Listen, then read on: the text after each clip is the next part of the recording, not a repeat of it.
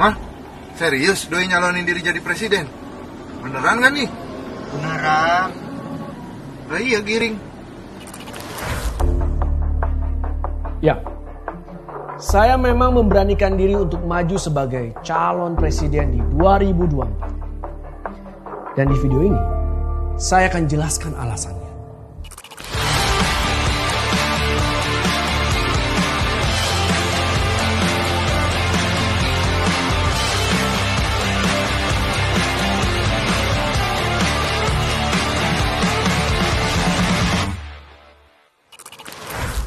Saya sadar ini gak akan mudah. Saya justru terjun masuk ke dunia politik pada saat banyak anak muda gak suka, sinis, atau pesimis pada politik. Politik ya? Banyak ibunya gak sih? Politik ribet mas. Kita boleh aja benci politik, tapi suka gak suka, banyak keputusan penting yang terkait diri kita diambil melalui sistem politik. Contohnya nih, kalau ada kepastian hukum, efeknya dunia usaha bisa tumbuh dengan baik. Dan buat kita, cari kerja jadi gampang. Nah, kepastian hukum itu ditentukan oleh apa ya? Ya, sistem politik.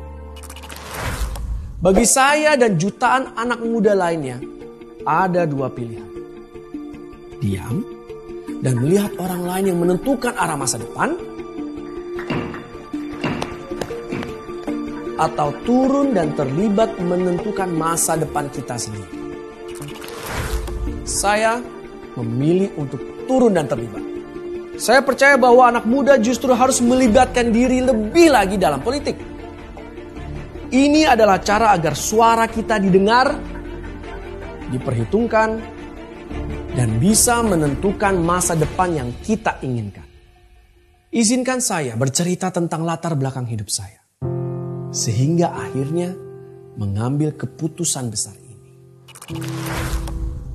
Saya lahir dari keluarga biasa, keluarga kelas pekerja. Saat krisis 98 karena beban ekonomi yang berat, bapak saya terserang stroke dan akhirnya meninggal dunia. Salah urus politik pada masa itu membuat hidup keluarga saya dan jutaan anak muda lainnya jadi sangat berat.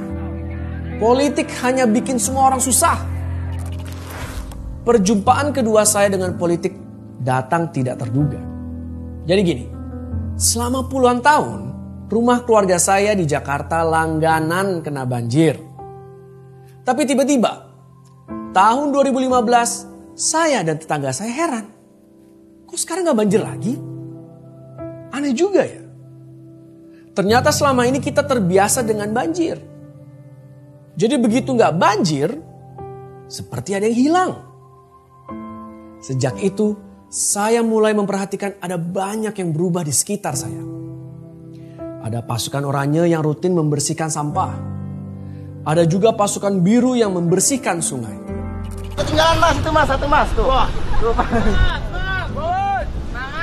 Ini hasil kerjaan Mas Giring harus diangkatin. Siapa? Habisin! Sebelumnya, berpuluh tahun saya dan jutaan orang di Jakarta percaya bahwa kota ini gak akan pernah berubah. Mulai angkutan umum yang gak tertata, pelayanan publik yang lambat.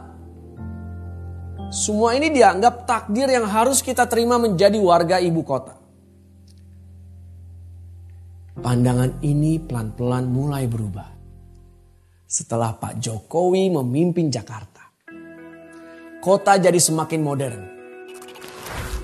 Kita bisa menyampaikan keluhan soal jalanan rusak, lampu jalan yang mati, atau sampah yang menumpuk lewat aplikasi.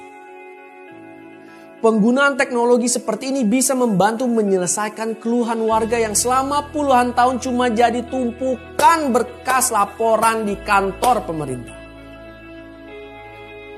Bus-bus modern yang nyaman menggantikan bus-bus lama.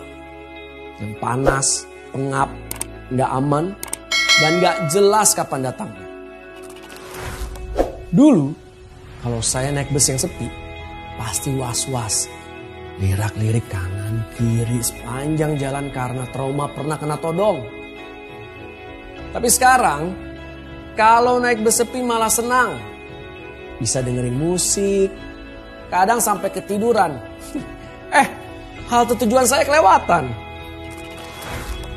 Taman-taman hijau mulai dibangun di seluruh kota, menggantikan pemandangan yang gersang dan kotor.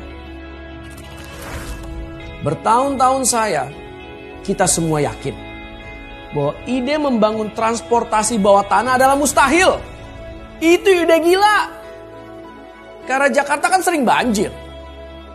Tapi ternyata itu bisa. Sekarang kita punya MRT. Pelan-pelan saya sadar jika politik jatuh ke tangan yang tepat, justru akan membawa manfaat bagi banyak orang. Membuat hidup jutaan orang jadi lebih baik, lebih bahagia. Saya paham. Banyak generasi muda yang kecewa dengan gak percaya politik karena merasa diabaikan, ditinggalkan. Dan akhirnya politik menjadi sesuatu yang gak menarik. Pertanyaannya, kalau kita merasa diabaikan dan ditinggalkan, apakah kita akan diam? Buat saya reaksi yang sebaiknya diambil justru melibatkan diri supaya politik jangan jatuh ke tangan yang salah. Jatuh ke tangan orang yang gak ngerti kebutuhan, tantangan atau bahkan aspirasinya berbeda dengan kepentingan kita.